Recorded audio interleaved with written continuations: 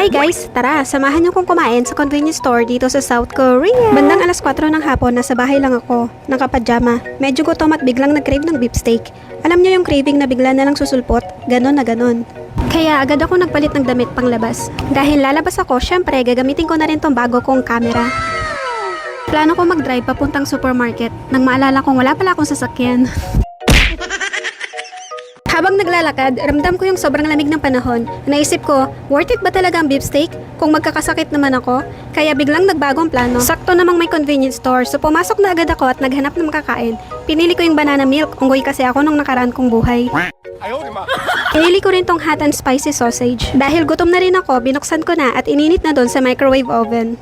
Habang kumakain, may mga customers na pumasok. Bumibili sila ng soju at beer. Siguro magse-celebrate sila or baka gusto lang talaga uminom. Pagkatapos kumain, tinapon ko na sa basurahan kasi dito sa South Korea, clean as you go. Especially sa mga convenience store, coffee shop at mga franchise din like Lotteria and Mom's Touch at marami pang iba. Dahil busog na, pauwi na ako. Kaso nakita ko na naman tong compost ko. Pagpasok ko, alam ko na agad ang bibilin ko. Cheesecake and tiramisu. Paborito ko kasi yan. Kahit hindi ako nakabili ng beef steak, okay lang. Nakabili naman akong cheesecake and tiramisu.